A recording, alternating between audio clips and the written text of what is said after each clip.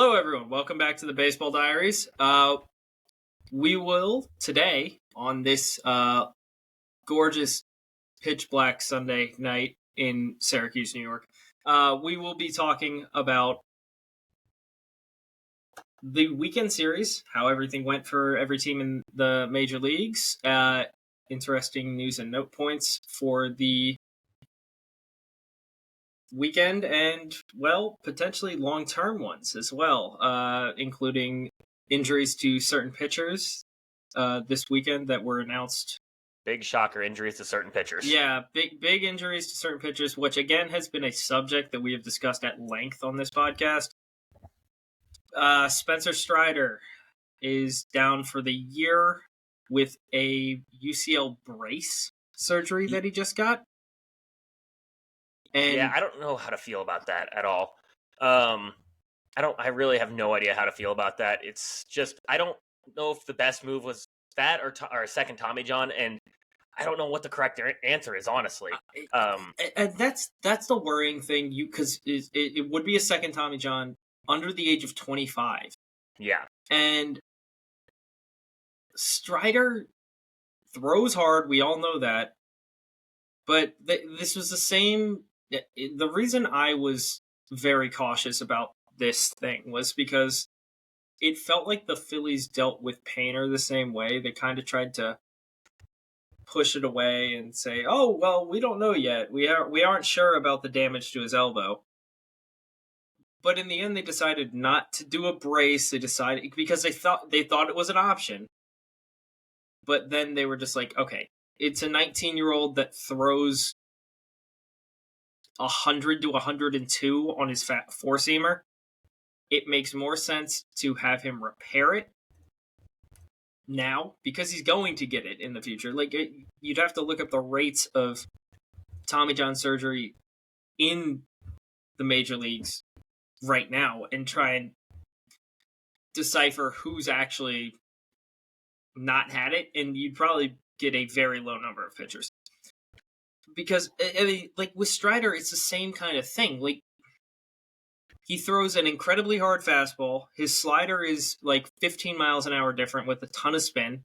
And it's the same thing with Painter. His curveball is also in 79 to 81.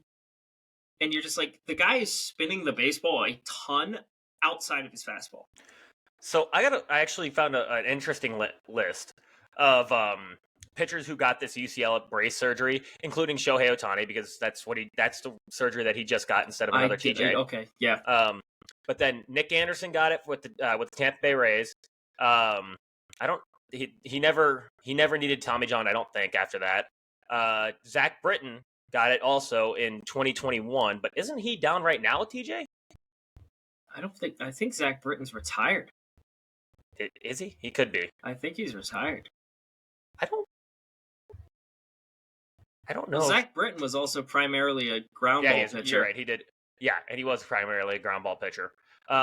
He ended up. He did end up. I think he called it quits this year.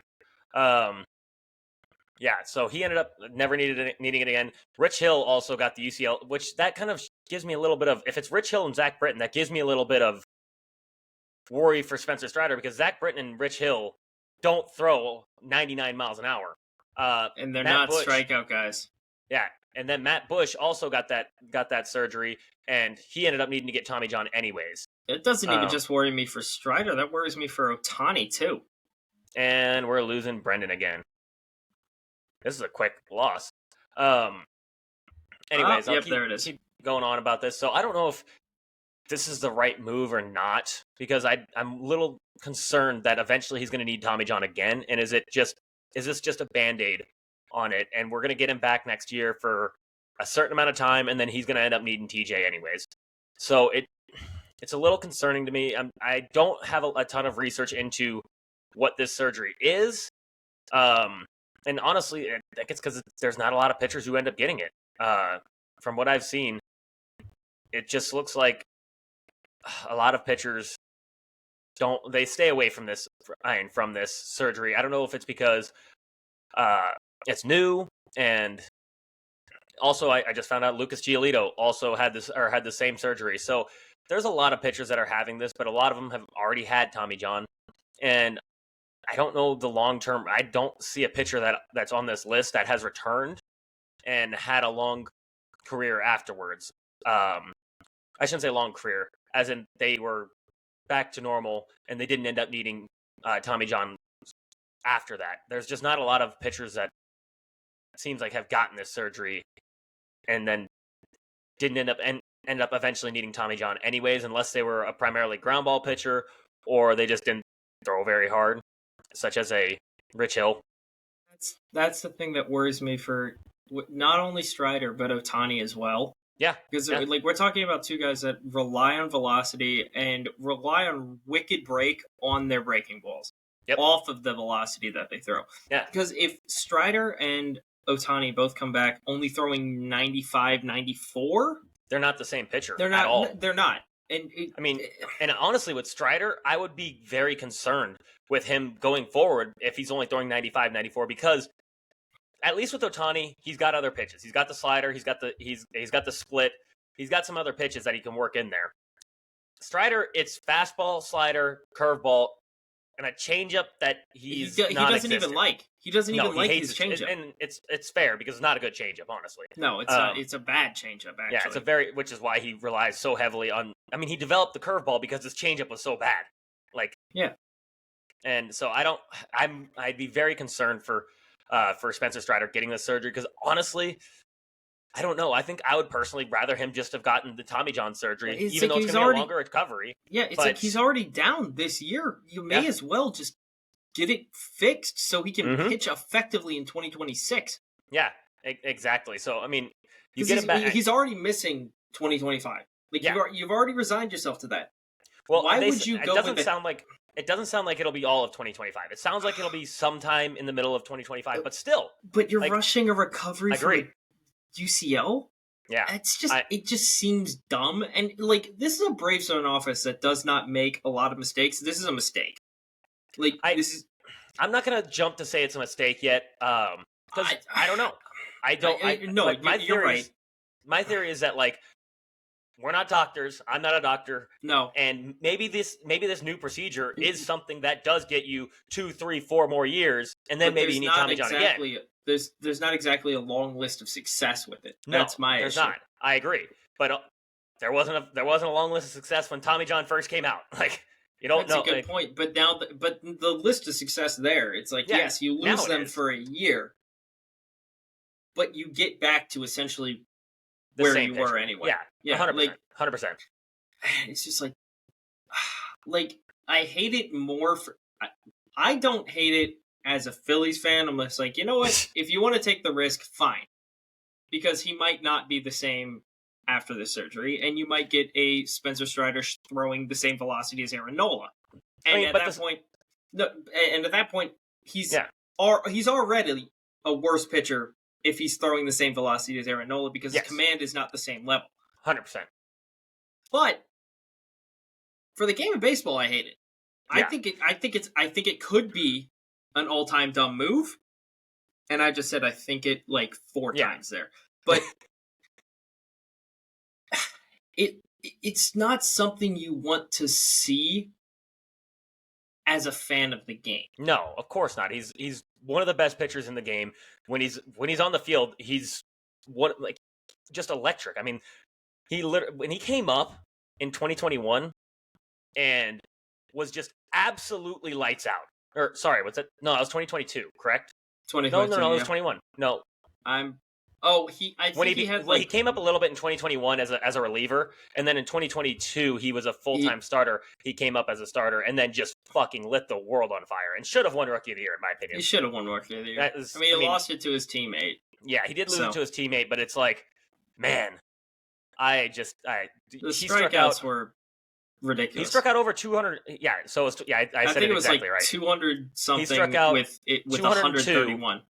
With 131 innings. Like, that's just insane. Last year, he struck out 281 batters. Like, jeez. And you want to talk about a case of getting screwed by ERA?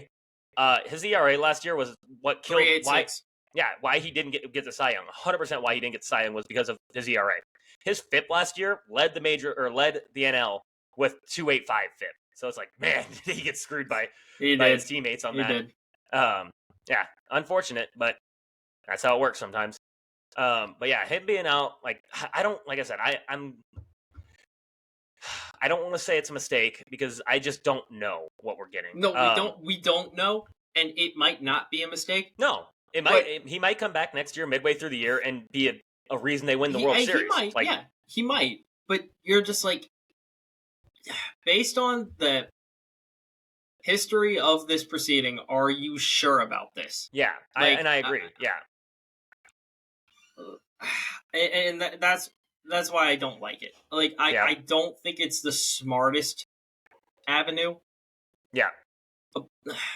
It could end up being the best play for them, but right now, I don't think it's super smart to do this. Like, I just think, like, if you're already resigned to losing him for most of 2025, just let him lose it for 2 years. If you want the same guy back, like, you want the guy that's striking out 300, close to 300 batters, you may as well take the loss on the year. But I'm going to counter you a little bit on this. Also, Tommy John doesn't always have a 100% success rate. One. No, it doesn't. And then it's two, much closer now than it was before. 100% agree. I can't disagree with you more. I can't agree with you more. Yeah, I know what you mean. What the other thing that I was going to get to was that, like, if I'm kind of blanking on what my second point was right now. Yeah, I don't know what your second point was going to be. I know it was there. I had a very valid. Wait, you might be thinking about the Braves' like window for a championship at this point. That was a little bit part of it for sure. Because Fried is going into free agency next year. Now I remember what it was. Now I remember what my point was. This is already his second Tommy John at age 24. And what happens? Has there ever been a pitcher to get 3? Like, what happens when he's 30? I actually don't know. I don't think there has been. I mean, I think there's a list. Well, there might have been one that got 3 but retired after the third. Exactly. And you're just kind of like, I don't know if maybe they don't want to risk that. I'm looking tough. up because because if he's 30 and he has to have it. There's one guy. This is going to be hilarious. So there's one guy who's had it 3 times. Can you guess who it is? You won't be able to guess who it is. I'll give you a clue. I'll give you a big clue. Go ahead. Cardinals reliever. Cardinals reliever.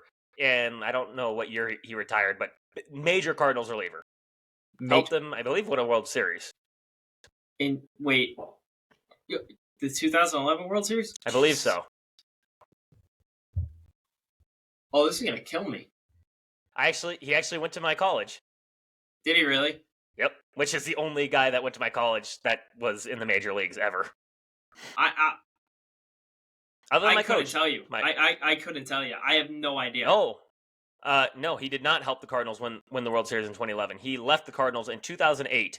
It was the 2006 World Series he helped the Cardinals win. Sorry about that. Who is it? Jason Isringhausen. Huh. Yeah, I would have never guessed a reliever is the one that had it 3 times. Yeah. So okay. Yeah, and we're also talking about 2006. When was his last time, John? Because that's a good question. I have no idea. We're talking early 2000s ish. Yeah. The velocity wasn't quite where it is today, and he definitely was not throwing as hard as Spencer. No, God no, not even close. But he still had 3 Tommy John surgeries. He did. So it looks like his last one was between 2000. I think the first one was in college. I'm assuming. He had one in 1998. That had to have been his college career, right? No, he was in the major leagues then. Okay, so first one's college, second one 1998 in the majors. And then third one was in 2010. Okay, so that probably is what ended up. He probably ended up out of the majors eventually at that point. 2 years after he ended up out of the majors, he had 2 okay seasons, a 4.05 ERA and a 4.14 ERA, so nothing great. And 46 innings pitched 1 year and 45 innings pitched, so he ended up kind of getting moved to a mid reliever role. Nothing crazy. Yeah. So That's honestly what I worry about is the list of people who've had 2 Tommy John surgeries is kind of long, but usually those people are like Justin Verlander, where it's like they had one way early on in their career, and then they had one at their Midway 39. through, Yeah, yeah. like or like with Verlander, it's the end of his career. I mean, Yeah. if he's 30, he was 39 when he had it the second time. Ah, dang it, the Dodgers are up 3-1. Yeah, I just watched Max Muncy hit the home run. Hey, that's good. It's on my fantasy team.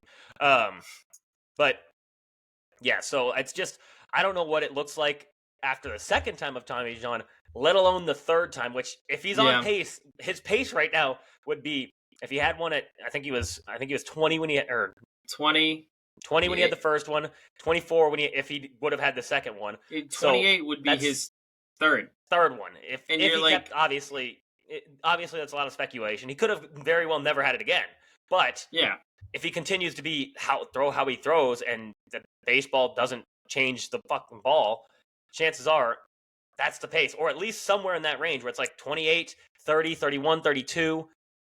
Man, that's rough, because you don't want to see Spencer Strider retire at the age of 34 because he needed a Tommy John surgery for a third time. You would think that he would be a completely different pitcher at that time in his career. I would think that he would adapt a little bit and change. He would have to change a little bit for sure. Like, I would love to see him develop an effective fourth pitch. Yeah. In order to get away from the so fastball heavy thing, if he wants to pitch until like he's 35.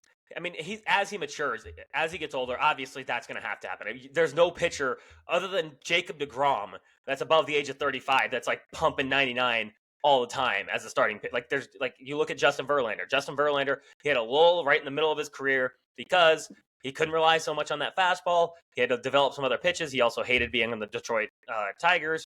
And then went to the Astros. They fixed him. He became a Cy Young winner. Then same thing with like a Clayton Kershaw.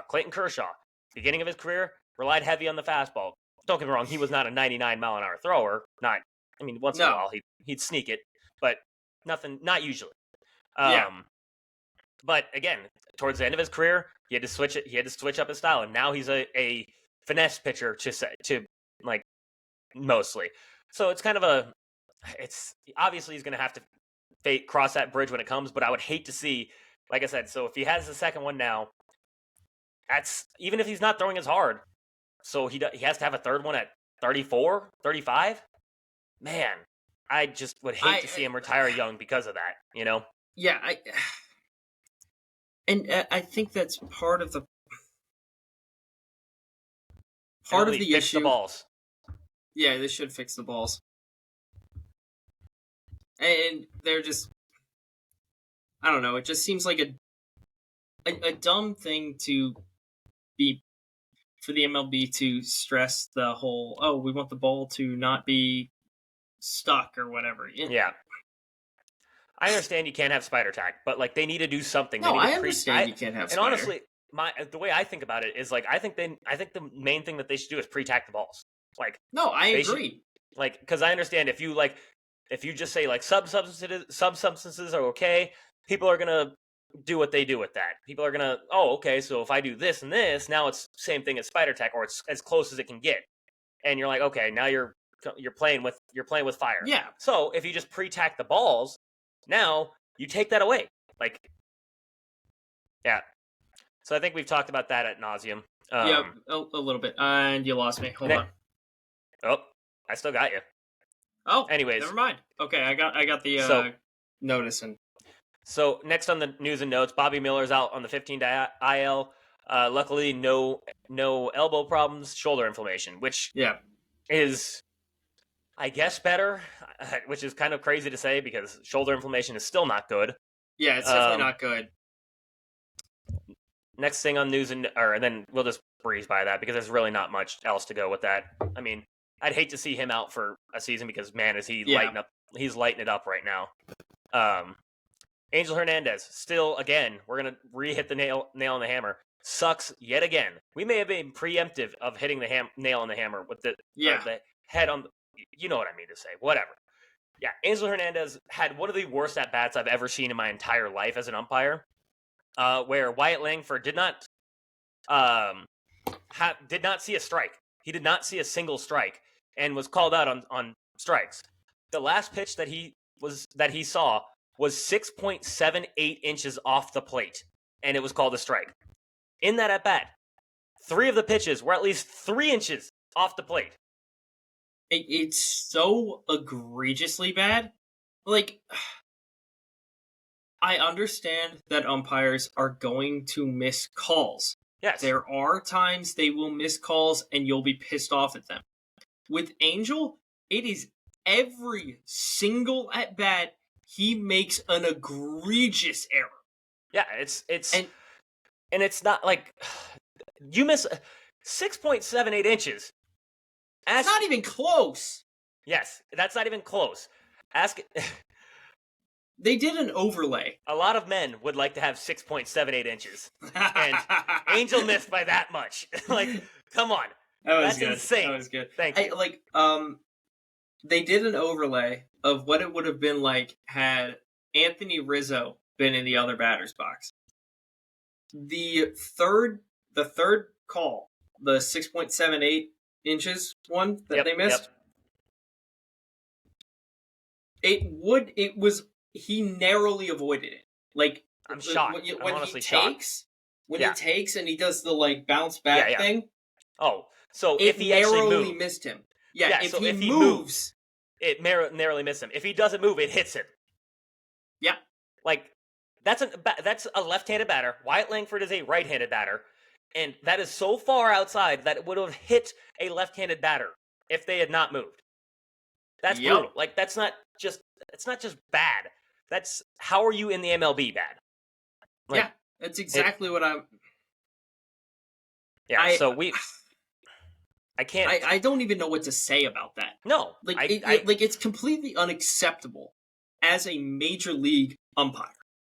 And me and you, I've had this discussion before. I don't want to see robot umpires. I don't, because I love the aspect of baseball, but they need to do something. I think they should put in the ABS, the challenge system. Yes, I agree. I think that's my favorite, because it takes literally half a second. All the ABS system is the pitcher the pitcher throws a pitch. The batter thinks that was a BS call. He touches his helmet. The umpire gets a thing in his ear that says you were wrong or you were right, and they change the call. And the pitcher can also do the same thing, because Paul Skeens just did it yesterday. Yeah. I was about to say that. I saw Paul it, and Skeens I was just like, did it yesterday. Perfect. And guess what? Paul Skeens is right. And you know how? Side note, just on that immediately. You know how badass it is to dot a fastball on the black, and the umpire calls it a ball, and you're just like, yeah, no, review that. and they're like, hey, umpire, you're an idiot. And you're like, yeah. Because those pitches were dots. Yes, that wasn't even an Angel Hernandez. That pitch was a call where it was like, I see why he called that one a ball. Yeah, I see why. It was a close enough pitch where I was like, okay, that was not the right call by the umpire, but it's in hindsight. It was close enough to where you were like, okay, I can see why he called it. 100%. But I was like, also dotting a fastball and then saying, hey, check that shit. Yeah. And I think that also keeps the human aspect of it, because you're going to think you dotted that fastball sometimes, and you're not going to want to challenge it because you're like, oh, man, I only have 2 of these challenges, and if I use one here and I'm wrong, I lose one. So I can't just challenge every call that I think was a borderline pitch. I keep the human element. I keep that, but also if it's just an egregious down the middle fastball, all right, come on, dude, that was a strike. And we've seen a couple of those already this year. I mean, the Wyatt Langford at bat, there was 7 freaking pitches that were way off the plate, and he could have dotted on every single one and been 100% see a single right. Strike. I don't think he even swung. I don't think he did. If I remember right, he didn't swing once, which is egregious. He could have walked twice almost. Yeah. It's insane. All right, moving on from there. Jackson Holliday gets his first hit finally. Thank God. It's the monkey's off the back. Yeah, I've never seen a kid look like the weight had been lifted off his shoulders more. Well, after a first hit. I mean, Jackson Holliday is probably the most hyped Prospect like in prospect history. since. No, I wouldn't say in history, but I would say Well, like it's since. close. I'd say like since Bryce Harper. I would say. Yeah, you know what? That's fair. Actually, no, I lied. I'll go Vladdy Jr. Vladdy Jr. was one of the most hyped prospects ever. Well, yeah. And then, okay, recent history. Yeah. Yeah. And then it would be. Then I'd say Harper and then Strasburg. Like those were the guys where it's like this guy's coming up this year. Oh my god! And then Jackson Holliday struggled heavily the first several games of his career. He was 0 for 11 coming into today. With I believe 7 strikeouts or 8 strikeouts. Yeah, no, he was swinging at everything. And I can see why. I mean, he's just all he wanted to do was get the monkey off his back, get that shoulder. I mean, he was swinging at high sliders. Yeah, which he doesn't do. He doesn't do. I mean, and think about like just who's your dad in that situation? Like your dad's Matt Holliday. Yeah, your dad is Matt Holliday, and then not only that, not only are you a prospect, your younger brother is like the number one prospect coming into college baseball. Like Ethan Holliday, right? Yeah, Ethan Holliday. Yeah, so it's like this is the baseball family. Yes, all of them. Have you seen the video of them doing home run derby? Yep, where Jackson Holliday actually beat Matt Holliday. Yeah, but to be fair, Matt Holliday put a few balls into fucking orbit. Like, oh yeah. I think the first home run I saw him hit, I was like, "That's not landing." That thing. Yeah. Well, dude, I don't remember what stadium they were in. What really hurt me a little bit was Matt, because Matt's not an old dude.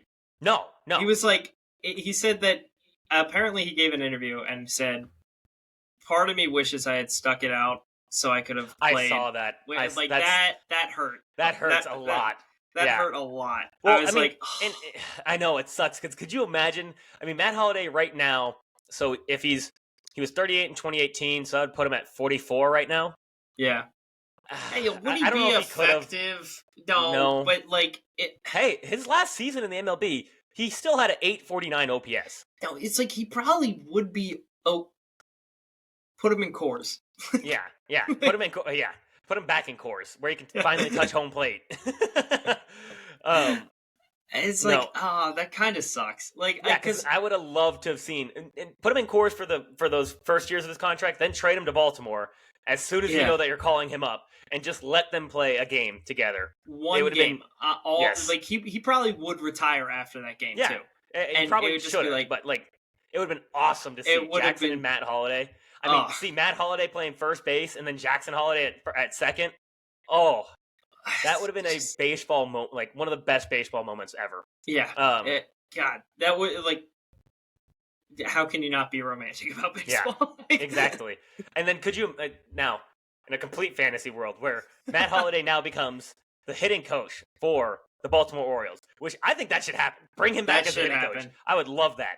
And then they'd be legally Holliday. required. Yeah, like legally required to draft Ethan. Yes, they draft Ethan, and then Ethan comes up and is a star. Like, oh my god, that would be so beautiful. I literally got goosebumps just thinking about that. Like that would be so cool. Oh, Jackson Holliday playing second base, Ethan Holliday playing. I don't even know what position he plays. Probably middle infield, but they'll move him somewhere because Gunner. Yeah, he's not taking Gunner. He's not taking Gunner. Exactly. Off the shortstop spot. Yeah, so they'll move him wherever, and they would just have Matt Holliday as their hitting coach. Oh my god, like it would be love it, outrageous. Yeah. Hey, Mike Elias, make it happen. Make it happen. So staying with the same team for news and notes, Colton Cowser. Rakes. What? The milkman. I didn't even know who he was until recently. And he's one of my god. Top 10 prospects in the Orioles farm system. Yeah, that's the issue. It's the Orioles farm system. It's like, everybody in their farm system rakes. So it's like you can't keep the name straight. Like if you look at their AAA team is a goddamn cheat code. Like the Norfolk Tides are scoring an average of like 15 runs a game. Which is what? Like how? And it's because they have guys like this in their farm system. Right now, Colton Cowser is hitting .452 with a .471 on-base percentage, a .935 slug, and a 1.406 OPS. He's got take a guess what his OPS plus is right now. God, it's got to be close to 200. I'm going to guess 173. Try 310. 310. Yeah. he already has 3 home runs in 31 played He has at 4. bats. He has 4 now. He hit one today. Yeah. Yeah, he hit one 4. today. Yeah, sorry, His OPS baseball plus references. is probably now like 350. Like, obviously this isn't sustainable, clearly, but like, good God, like, he's a monster. Like, he's full on a monster. Like, and the thing is, he was struggling starting off. He was, and then he went to Fenway Park and just started crushing the ball. One of the balls that he hit at Fenway was one of the furthest home runs I've seen hit in a long time. That ball was massacred. I think they said 432, and I was like, "There's no way that wasn't 500 there's feet." No way, because it disappeared, and it was one of those swings where as soon as he started your swing, I was like, "That's a bomb." Like the second he started, you're like, "That's a bomb." The way he stood there, he just stood there watching it, and I was like, "Oh, that's going like 50 rows back." Like he's touching the standing room only there. Dude, I picked him up on my fantasy team just so everyone knows, because he blesses hitters, he curses pitchers. This is true. I blessed a number of hitters. In pitchers I have cursed. I'm just going to look at my recent ones. God, it's a long list. Jack Flaherty, I completely cursed. He actually didn't have a terrible outing today. He gave up 3 earned, 6 innings pitched, 8 strikeouts, 2 walks. So he had a quality start. He had a quality start. But the game before that, he gave up 7, which is right after I picked him up. I actually did not curse Javier Assad. Did not curse him. 5 innings pitched, 2 earned runs, 6 strikeouts. Good. Okay. Who was he playing? Blake Snell. Who was he playing?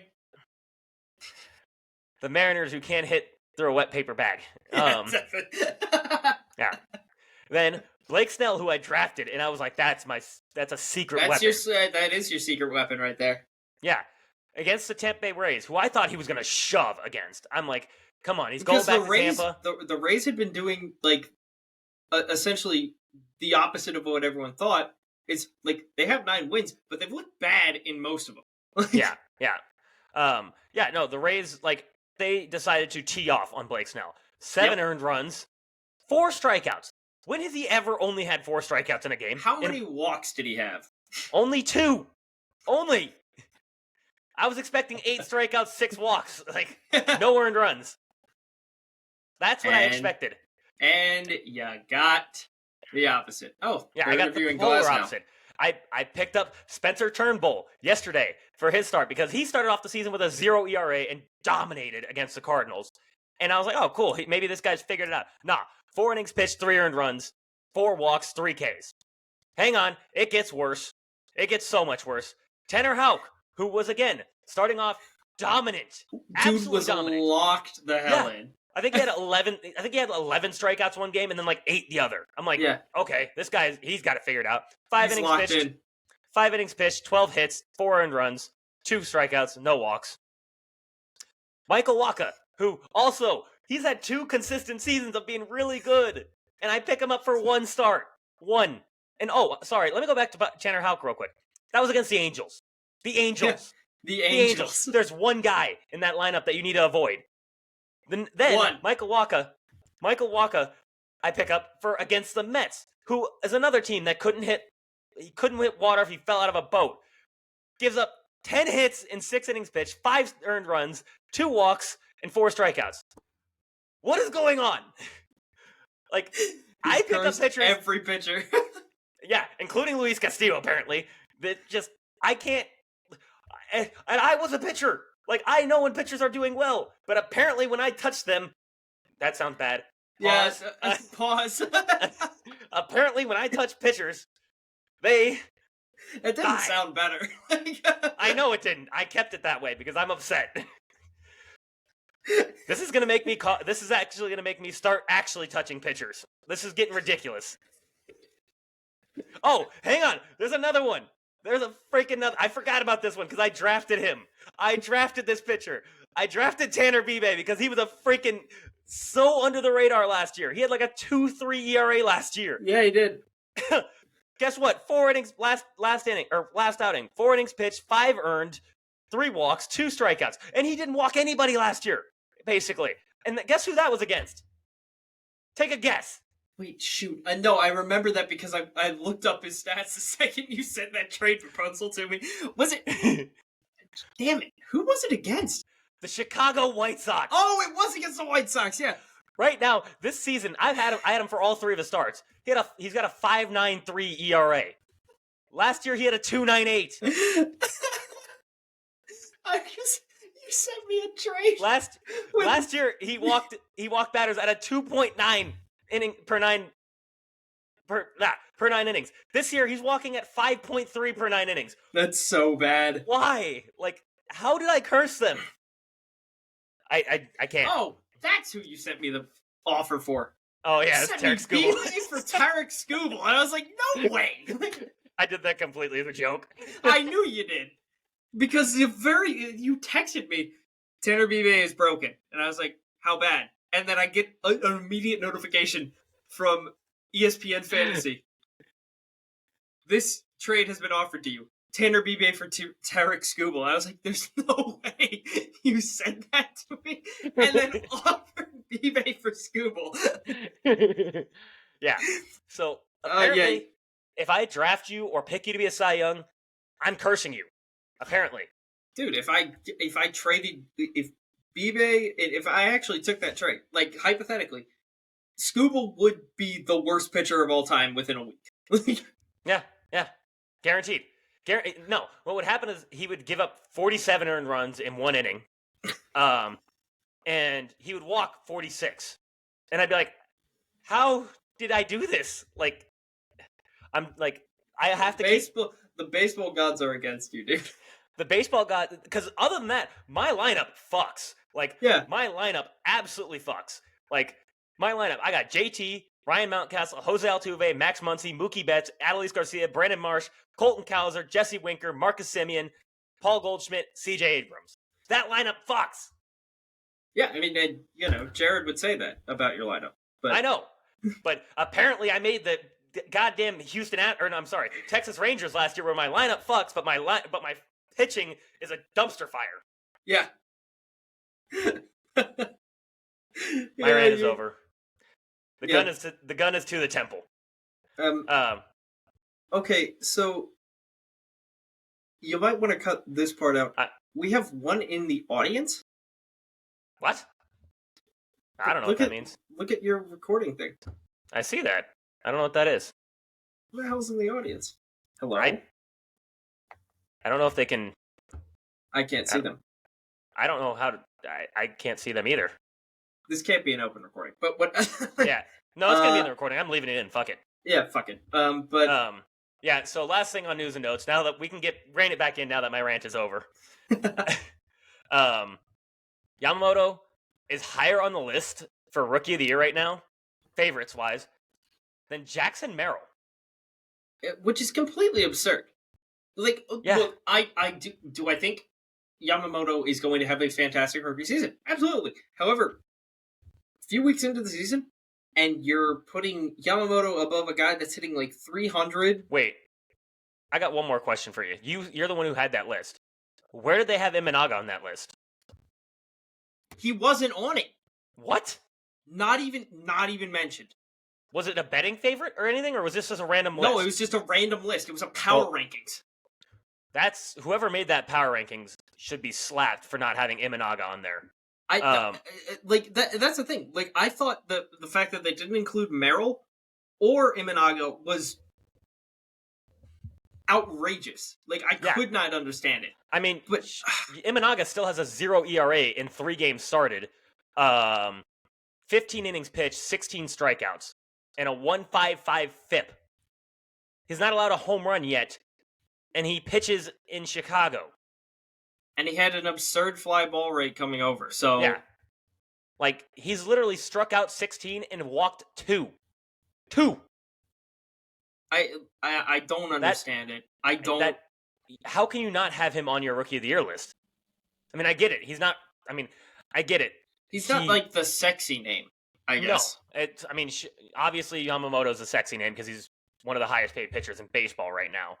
But Yamamoto still is rocking a 4.50 ERA right now. Don't get me wrong, due to his absolute disaster of a start. But other than that, he's still rocking a 97 97 ERA plus. His FIP is only a 3.19. Strikeouts per 9 is pretty intense, but like, man, to not have Jackson Merrill on the list, who is hitting 300 exactly right now, is playing shortstop for a team with center field. He's playing center field. Never mind. I'm sorry. I saw him as a shortstop, but I guess he's not playing. They have what's his face? Kim. Yeah. Yeah. No, but that's the thing. His natural position is shortstop, and he's playing center field, and he's playing a good center field. Yeah. It doesn't make sense. He's got a 795 OPS and a 125 OPS plus right now. Yeah. So that's insane. Yeah, it makes no sense. Whoever made that list, shame. Hard shame. Shame. We will make you, if we find you, we will make you go through the town naked and scream and have the entire town scream shame at you. Yeah, you're doing a naked lap, dude. Yep. You're doing a naked lap. All right. Now, that's all for our news and notes real quick. I'm going to do a quick rundown of all the series that happened this weekend real quick and just kind of run through it. So in our interleague series, we had the Brewers took on the Orioles, and they took 2 against the Orioles, almost swept them, but the Orioles had a comeback win today. The Cubs take 2 of the 3 against the Mariners because they can't hit through a wet paper bag. The Reds sweep the White Sox, as every team should in baseball. The Mets take 2 out of 3 against El Royales with cheese, which was shocking to say the least because the Orioles have been on fire and the Mets are Mets. The Nationals take 2 out of 3 against the A's. I mean, both those teams suck. So, I mean, it is shocking because the A's suck more, but it's kind of the toilet bowl. The Giants lose 2 out of 3 against the Rays. Not shocking. Again, the Rays are just the Rays. The Rockies lose 2 out of 3 against the Blue Jays. Again, not shocking because they're kind of not a baseball team. Now, moving on to the National League. We had the Pirates took on your Phillies, and they split. And I know you were thinking that the Phillies were going to take over, but them Pirates raise the Jolly Roger because the Buccos are doing tough. They're doing it. They're always super, and they're super tough at the beginning of the season until they hit that random it's month usually like where May. They decide they're the worst team ever again. Yep. It's like, how did this happen to you? Yep. You were doing so well. Last year in April, they lost like 6 games total. And then they hit May and they lost all but like 2 of their games. He was like, oh, man, what happened to you? Yep. So, and then the Braves took 2 out of 3 against the Marlins, which, how the hell do the Marlins, they've won 2 games against the Braves. It's impossible. I don't know. I don't know. They've done some kind of voodoo magic where they're like, you know what, we're going to take 1 game against the Braves every series for some reason. Someone brought like one of those like weird like whistle things, you know, like every time Avisail Garcia was up to bat, and every time he swung at a pitch, they would go. That's hysterical. Apparently, Marlins fans hate that guy. So that's hysterical. I can understand why. Now, the Dodgers are playing the Padres right now. They are 1-1 in the series, and the score right now is currently 3-1, and the Dodgers are winning that game. Jurickson Profar is in the 5-hole, so think about that. I don't like that. I don't like that. I hate that. Yeah, I hate that a lot. The Snakes took 2 out of 3 against my Cardinals because, and actually, Michaelis did not have a horrid start. The bullpen decided to bring in 2 of his runners that were inherited. Now, moving on to the AL real quick. What's going on? Oh, dude. You know, ESPN's putting up this damn graphic about how velocity is the only reason that people are getting Tommy John. Yeah, ESPN doesn't know shit about baseball. Like, what do you expect? You got Carl Ravitch talking about this shit right now. God. It's infuriating. Go on. Yeah, so moving on to the AL. The Yankees took 2 out of 3 against the Red Hot Guardians, which is kind of shocking, but kind of not, because the Yankees are apparently good, even though we predicted them to suck. And the Guardians were red hot going into that series. Yeah. The Red Sox took 2 out of 3 against the Angels. No shocker there. The Angels suck. Also, that's the AL toilet bowl. Yeah. Twins split the series with the Tigers in a 4-game series. The Astros are bringing some life back. They took 2 out of 3 against their rival Rangers, and we'll talk about that series a little bit more in depth because that was an interesting series, to say the least. It got feisty. It got real feisty. All right, with that concluded, I'm going to have Brendan go over the standings throughout baseball right now and give us the standings, Brendan, because I'm going to be Okay, so ordering we're food. gonna start in the NL. NL East, we got the Braves on top, 9-5. Phillies second, 8-8. If the Phillies were playing consistent baseball, they'd probably be they'd probably be above the Braves, but they aren't playing any kind of consistent baseball. The Mets are third, 7-8, and I don't expect that pace to continue for the Mets. I think they're going to lose a lot more. Nats are 6-9, kind of expected. Miami Marlins are 3-13, which is an absurd loss record. Actually, I mean, I knew they were going to get karma for firing Kim Inge, but this is wild. NL Central, we got the Milwaukee Brewers on top, 10-4, been playing really good baseball. Pittsburgh Pirates at 11-5, also been playing really good baseball, but like we just said, they do that in the first 2 months of the season, and then they have a Raise the brain Jolly aneurysm. Roger. Raise the Jolly Roger until they have the aneurysm in May. Chicago 9-6. Cincinnati Reds 9-6. St. Louis Cardinals 7-9. However, Newt Barr is back, and he's hitting nukes. He's hitting newts. Yeah.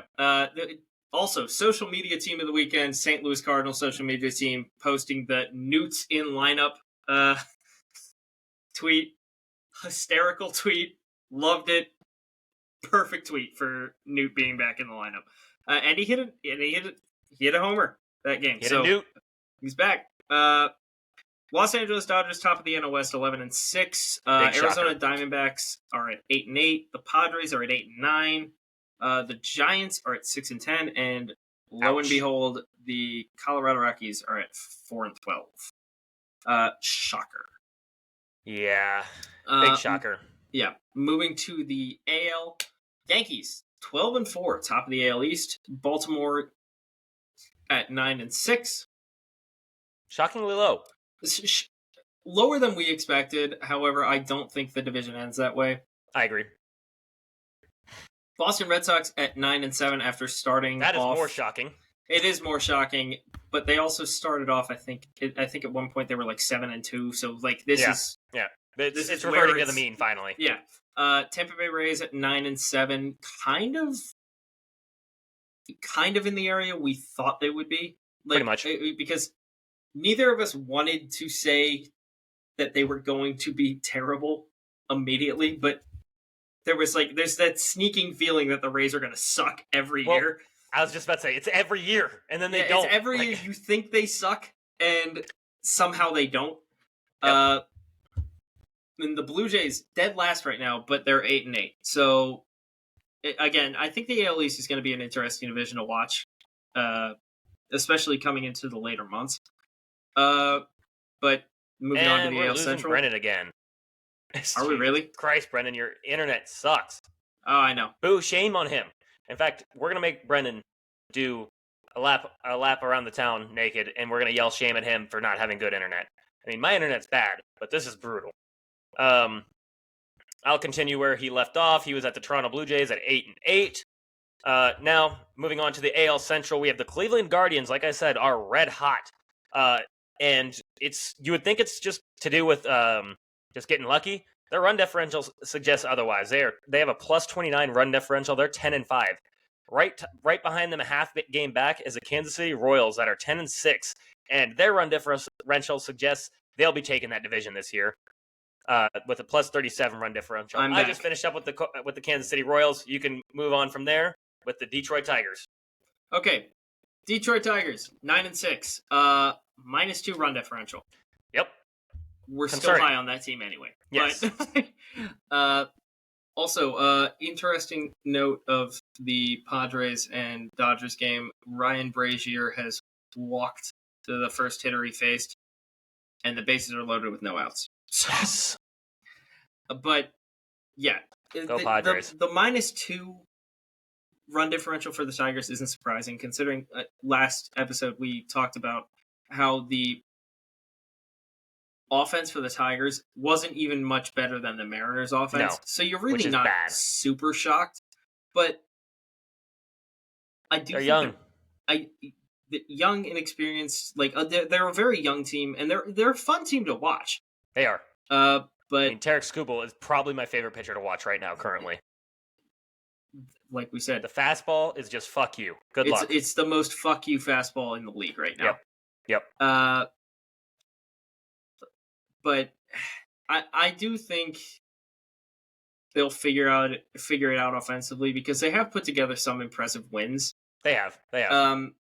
I just think a lot of it has been close games, which is probably why their run differential isn't as like it's 56 versus 58. It's like they're not creating a ton of runs, but you also have to think, who have the Guardians and the Royals really played? True. So, that could be part of it. I mean, like the Royals haven't played. I don't think the Tigers have played anybody that strong either, though. No, they probably haven't. They played Oakland. They played Pittsburgh. They played the Twins, and they've played the Mets and the White Sox. Mookie Betts error. Like Mookie Betts error, by the way. Less time around to score. So Tigers haven't really played anybody that's scary it's either, also the AL Central. Yeah, true. All right, moving on from them. Minnesota Twins, 6-8, -7 run differential. Kind of where we expected them to be, I guess. Pretty much. Nothing really out of the ordinary there. Chicago White Sox doing exactly what everyone expected them to do and just being hot garbage. -51 run differential. Oh my God. -51 already? 2-13. Yes. Apparently Michael Kopech is throwing 100, but he also... The team is so bad. -51 is crazy. They have the worst run differential right now, obviously. But by a long shot. I'm going to look. The next closest team is the Miami Marlins with a -35 run differential. That is so bad. That's astronomically bad. -51 is We're absurd. 3 weeks into the season. Like, if your run differential is not great, it can be recovered early in the season. 100%. If you're not the Marlins or the White Sox. No, the Marlins, you're cursed. Like That's it. Yeah. Good luck. Start drinking now because it's going to be a rough season for y'all. Pack it the fuck up. It's over. Yeah. Already eliminated from playoff contention. There is only one team actually in the AL West with a positive one differential. Yes, and sir. that is the Texas Rangers, 8-8, +14. And you have the Los Angeles Angels in second, which can't possibly continue, with a -9. The Oakland Athletics also are at 7-9, with a -22. The Seattle Mariners at 6-10, with a -23, and that offense is so pitiful. I don't even know. Like at this point, I think our picks for those divisions, I think they're out the window. Like I think my picks got a little more of a chance. Your pick is way more safe than mine. Yes, but agreed with that.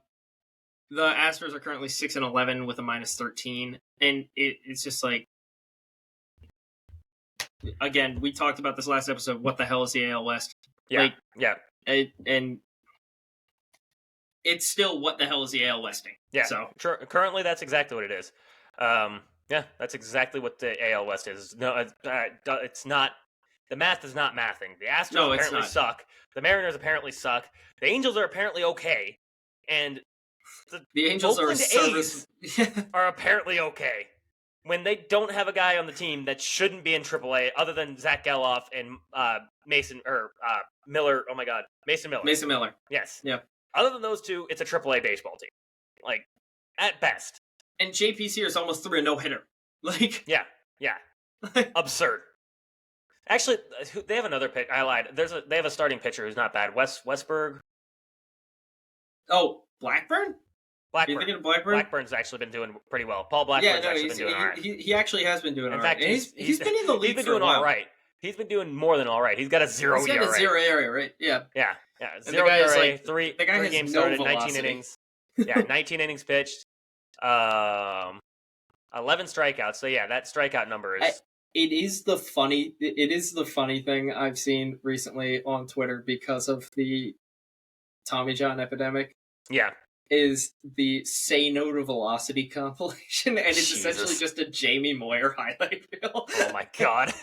It's the funniest thing ever. Like, I'm just scrolling through, and like occasionally I'll see a Say No to Velocity, and it's just Jamie Moyer. Like, that's funny. Like, okay. He is the oldest pitcher to ever throw a shutout, so I guess it makes sense. But also, Accurate. Say No to Velocity is the funniest thing in modern baseball. All right. But yeah, that's division wrap-ups. That's everything right now. So what's the next item on the agenda? Your team, my team, AL, NL. Okay. How we feel, what are things going on. I know how you feel. The gun is the temple for you, I'm sure. Yeah, it's been there. The Phillies are incredibly frustrating team to watch right now because it seems like they always do this every year where they're not locked in until freaking June. And you can't do that when this Braves team hasn't looked locked in either. Like, the Braves have not looked like the same Braves. No. They definitely look like a shell of themselves, honestly. And it's shocking because it's like these are both of the rosters here are very good baseball teams. Neither of them are performing up to par, and the Phillies are just playing. They're playing down, essentially, is what it looks like every baseball game. Like, they're just not.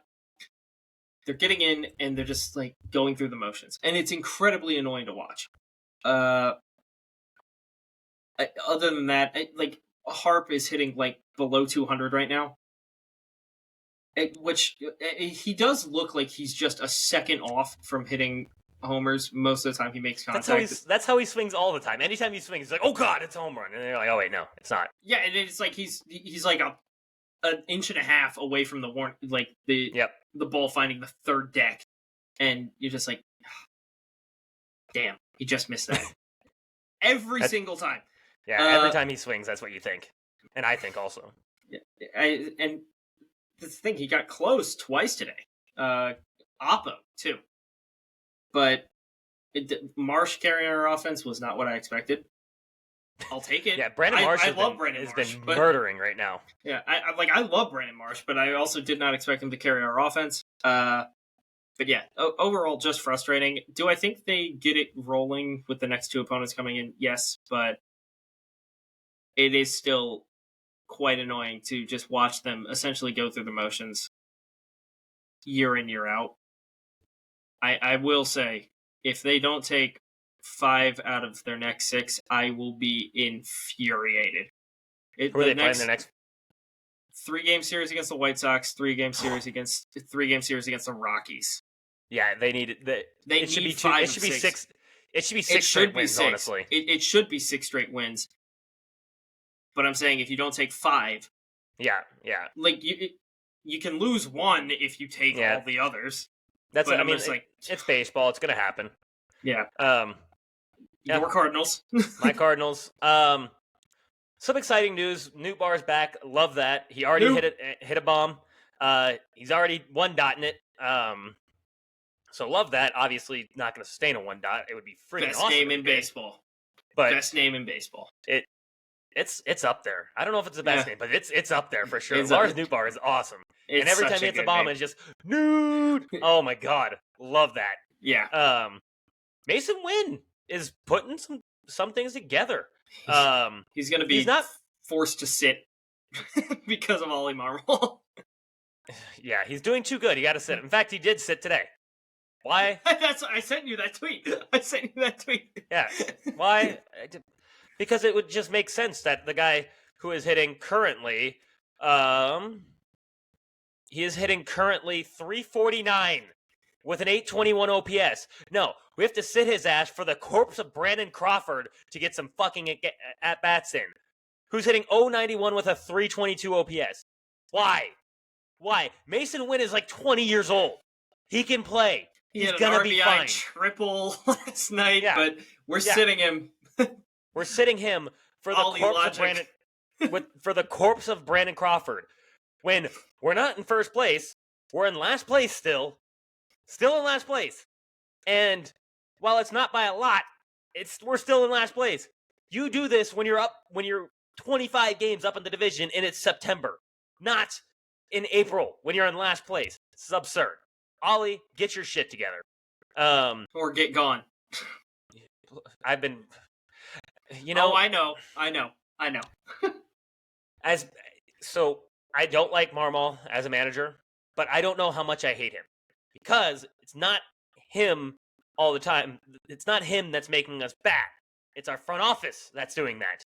Yeah, the front office is where I have my issues. Yeah, the fact that Miles Michaelis was our game 1 starter this year is not because there was 4 or 5 injuries to our starting. There was one. There was one injury to the starting pitching. One guy. Yeah.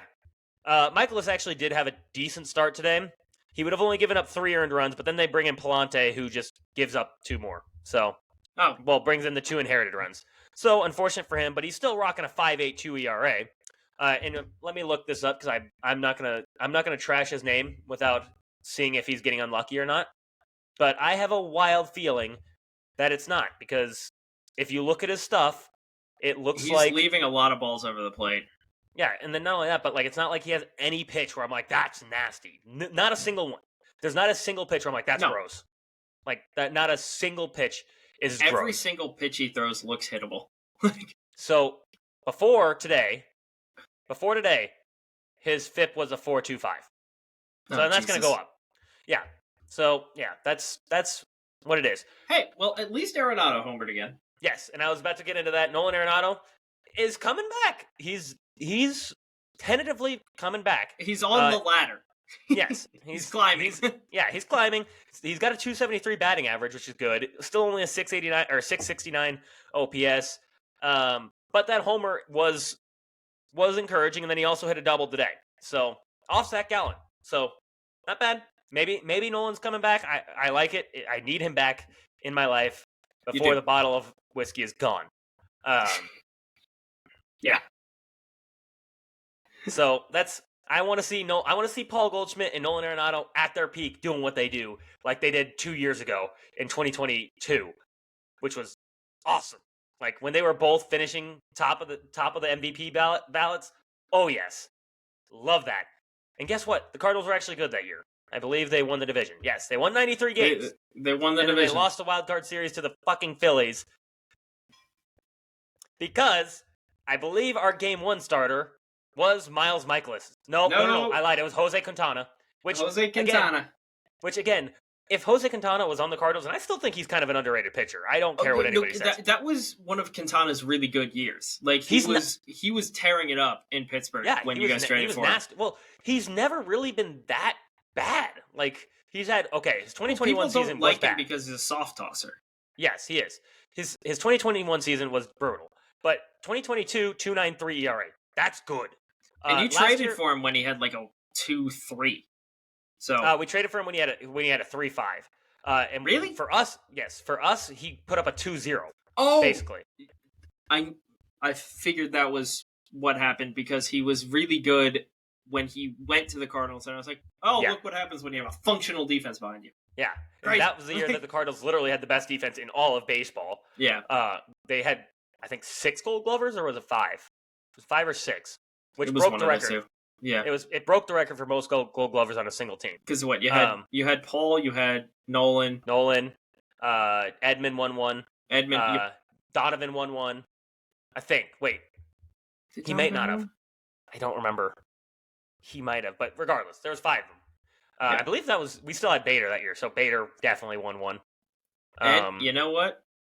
Yeah, you still don't have Edmund back, so. Yeah, that's true. We don't have Edmund back, which is encouraging. We're getting Tommy back. Who's going to get set down where? Probably, if it's up to the GMs, they'll probably send down Tommy Edmund because that's the most logical fucking conclusion for them. And then they'll keep Victor Scott II up for no reason. The thing is, you want, for the Cardinals, you want the center field defense that Scott provides, but you cannot have Dylan Carlson on this team at any point. No. I said it before. What I thought the perfect idea was last year, midway through the year, trade Tyler O'Neill and Dylan Carlson in the same package. Because both of them have an upside where you're like, okay, if they can reach that potential, they're good ball players. Trade them for some... a competitor would probably take the risk on that, especially with Tyler O'Neill's pop. Exactly. I mean, Tyler O'Neill's still hitting the cover off the damn ball. Yeah. Like, if you'll take that. I mean, Tyler O'Neill, I said before, he was at 6 in MVP voting in 2021. Like, he's got an upside, a crazy upside. So you take a team would be taking a risk 100%, but I think a team would be willing to take a risk to give us a little bit of pitching. Like, if the Cardinals had a little bit of pitching last year, it might be a different story. Let's say it's who was traded last year? I can't think of anybody that was traded last year. Pitchers at the deadline. Yeah, it was kind of a weird bag. I remember last year. Lucas Giolito was traded last year, which ended up getting hurt. Which I'm glad the Cardinals didn't go after that. And then ended up signing with the Red Sox. Yeah, and is now out for the year. Yes, Tommy John, which made no sense. But regardless, I think the Cardinals definitely could have traded those two for a decent pitcher. Like, on probably, I mean, you shouldn't have gone after somebody who's like a top of the, going to be a free agent at the end of the year. None of those guys, don't need that. They needed a pitcher that is under contract for at least another year, so you can at least have. You could have tried season. Like a Luzardo or a Braxton Garrett. That's exactly who I was thinking of. I was thinking of that person exactly. It was Luzardo, because he ended up getting traded, and I thought that was a perfect fit for the Cardinals. Like, good pitcher. Because Luzardo's got an electric fastball, a really good slider. His command is a little iffy, but he's also playing on the Marlins. Yep. So, yeah. I mean, if you were gonna shop O'Neill and Carlson at that time, I would have thrown him at the Marlins and see what happened. The other one that I wanted was Erod. I was like, Erod would not have been a bad fit. I mean, he's hurt right now, but doesn't he have an opt-out? I think he does have an opt-out. Well, then maybe I still want him. Maybe. Look, we signed Paul Goldschmidt to a long extension when the Cardinals were not that good, and that's just because playing in St. Louis, a lot of players like playing there because, unlike your fucking Phillies fans, we're civilized people. Like. Yeah, well, Harp loves Philly, so he does. He does love Philly, but definitely not a civilized group of individuals in Philly. Oh, hell no! I wouldn't have it any other way. Yeah, I know. I'm just saying that, like, as a player, if you're looking for a place where the fans will love you regardless, go to St. Louis, because last year they were still 4th in attendance and they sucked ass. Yep. All right. No, in Philly, you're gonna fucking hear about it. Oh yeah. No, you're going to hear about it, and you're going to get hot dogs thrown at you. You're going to get, you'll be lucky if you make it out of the stadium. Okay, we haven't killed anyone. Yet. Or recently, so. Yeah. I mean, and it probably wouldn't be a player, I'll say that. I don't think they would step high enough to kill a player. Angel, though? Angel would be dead, 100%. And that would be you know what? No, I'm not. I'm actually not going to say that. Yeah, I'm not going to say that. Don't say that. No, not going to say that. But they would definitely. You know what I was thinking. I know what you were thinking. They would definitely hang the Philly fanatic, though. Like, if Harper all of a sudden, like it's Blue Mountain State. Yeah, 100%. Hanging exactly the goat. What they would do. Exactly. They'd hang the fanatic because the team's lost 13 games in a row. I mean, I'd do some. I'd be tasting metal and in more ways than one if that happened. But if that happened, this would now be a solo podcast. It would be a solo podcast. Losing 13 games in a row? Are you kidding? Who are we? The White Sox? The A's? The A's? Yeah. Or the Mariners, apparently. Speaking of which, go ahead with your. They can't not hit the damn ball. J-Rod is still not J-Rodding. The only upside on that offense right now is Ty France and Cal Riley when they go into Toronto. And that's it. Like, that's why I said it. You think I love it? No, I hate it. I know you do. I know. Relax. Stay calm over there, Philly fan. Yeah, no, I'm a little too unhinged. Maybe I should be an Orioles fan. At least Baltimore gets wicked sometimes. Because the way that Seattle fans are not hostile enough for my personality. Yeah, that's true. That is true. Like, if I was an Orioles fan, it would make sense. It's like, sometimes you can be hostile there. Yeah, it can get a little hostile, but it's not insane by any means. No, it's not. And that's the thing. It's like, it's kind of, your personality matches the teams you support. Hey, I think they made a jump in OPS, though. Did they really? Are they now 29th or 28th? 28th. They're now 28th. Oh, wow. Above the White Sox and the Marlins. Yeah. Jesus. Wow. Yeah. That's pathetic. Yeah. They're below the Athletics. They are. They are right below the Athletics by a good 10 points, too. The second they climb into the 26th spot, it's going to be like, yes, finally. Finally, they can hit something. And that'll just be because Julio found himself. Yeah. Like, and Julio will go on like one of those 17 hits a game streak kind of thing. And Julio... Go away, ads. Yeah, Julio, still not looking good. 0 for 4 yesterday, 1 for 4 yesterday, or the day before that, 1 for 5, 1 for 3. Is it crazy for me to think that part of what Julio's problem is right now is he feels like he has to be the thing that carries that offense?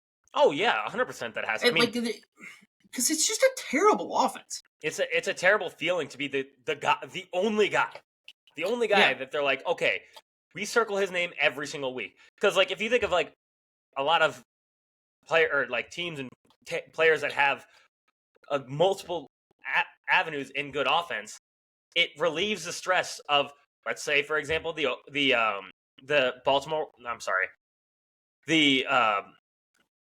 Atlanta Braves. I don't know why I just like airheaded there for a second. The Atlanta Braves. Ronald Acuna Jr. is not really Acuna-ing right now. And he's not. They still have the best offense in all of baseball. And that relieves so much stress on Acuna because it's like, I don't need to be that because we're still going to win games. Like, it's like he's leading off and he's struggling a little bit, but it's like, okay, well, the next 3 guys are going to hit 3 home runs in a row. So, whatever. It's like, I don't need to be Ronald Acuna Jr. because I got Matt Olson behind me. I got Ozzie Albies, Austin Riley. I got they're loaded. Sean Murphy, like they're Marcell Ozuna. Yeah, bring me my keys. Get this man his keys. Yeah, I mean 7 home runs so far this year for Ozuna. Actually, I think he leads the league now. I'm Ozuna from the Braves. Not his only legal issue. True. But to me, it's his funniest. Oh, it's his funniest. The other one isn't funny at all. yeah, that's true. The other one's not very funny. The other one almost made him unemployable. So, yeah. Yeah, I don't know how he survived that. It's genuinely shocking that he survived that. But like, otherwise, his drunk driving escapades are hysterical because they're hysterical. Got like 3 of them, so they're hysterical only because no one got hurt. True. Same with Tony La Russa. He's had 3 of them. Nobody got hurt. He just had an all-time quote of saying, "Do you know who I am? I'm a Hall of Famer, brother." If you're trying to get out of a ticket, Tony. as 2 people who are going to soon be attorneys, I'm going to give you a word of advice. If you get pulled over for drunk driving, do not pull out the fact that you're a Hall of Famer, brother, because you're going to get arrested even worse. Yeah. Like, what you're if not were getting a out of Cubs it. fan? Yeah. I mean, and also cops don't care. They don't care. They don't. We promise they don't. They don't care, and then not only that, but I promise you, they're gonna be worse off on you now that you said that because you're just showing your arrogance. Yeah, but moving on from that, your Astros. My Astros. I actually have some exciting news. They took 2 out of 3 against the Rangers. That rivalry is getting hot. It's one of the best rivalries in baseball right now. Josh Hader, 3 scoreless outings so far, including one today where he closed out the game with the strikeout. Hang on one second. Oh, bases loaded, double off the wall from Jerickson Profar. I just saw it. I was waiting for you to see it. To take the lead from the Dodgers. Let's go. Cleared the bases. Why do we hate the Dodgers so much? Because fuck them. That's why. I don't hate the Dodgers players. It's just the fact that they're the new evil empire. That's what bothers me about them. Anyways, going back to the Astros.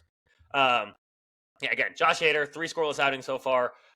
Yesterday, he actually struck out 2 in a scoreless outing. Game before that, he didn't strike out any, but still got another scoreless outing, which is encouraging to see because, God, did he need it.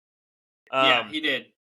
Jose Altuve decided he's going to do it himself to beat the Rangers. Yesterday he went 3 for 5 with 2 doubles. Today he went 3 for 5. Was yesterday the 12-5 game? Because I know Rangers Twitter was pissed off about the Kyle Tucker bat flip off that pimp job. Yesterday was the 9-2 victory with the Astros. Okay, whatever the 12-5 game was, that pimp job. Look, you can be pissed off about oh well, the player shouldn't be doing that down that much. It's like, dude, he hit a second deck tank shot. And also, of your reliever after they just hit Jordan, yeah, he can throw that bat into outer space for all I care. Exactly, and not only that, but it's Kyle Tucker. How often does he see the light of day? That's not him. No, that's not him at all. And I'm here for it. I love Kyle Tucker. Yeah, he's one of my favorite players. This is a pro Kyle Tucker podcast. 100%. Love Kyle Tucker. I still think he's one of the most underrated players in baseball, even though he gets MVP votes every year. But he's never been the betting favorite for MVP, which should he have been? Possibly. The guy is one of the best right fielders in all of baseball, and every year he has not put up less than an 837 OPS, which was his 2020 season. The dude's insane. He led the AL in RBIs last year. Yeah. Consistently one of the best players in baseball. But that being said, Altuve decided he was going to do it himself by hitting 2 doubles, going 3 for 5 yesterday, and hitting 2 tanks today while also going 3 for 5. Yeah. Okay. Yeah. Altuve is on it right now. Yeah. To bring Altuve to, he is hitting 365 with a 1.087 OPS. Damn. Do not check his chest for a buzzer. It's not there. I will check it immediately. Also, by the way, that was before today where he went 3 for 5 with 2 tanks. So that's going to jump significantly. Yeah. He's wearing a buzzer, man. He's wearing a buzzer. Altuve never cheated. Was he on a team that cheated a lot? Yes. If you ain't cheating, you ain't trying. True. No, that's Tiger Woods. Oh.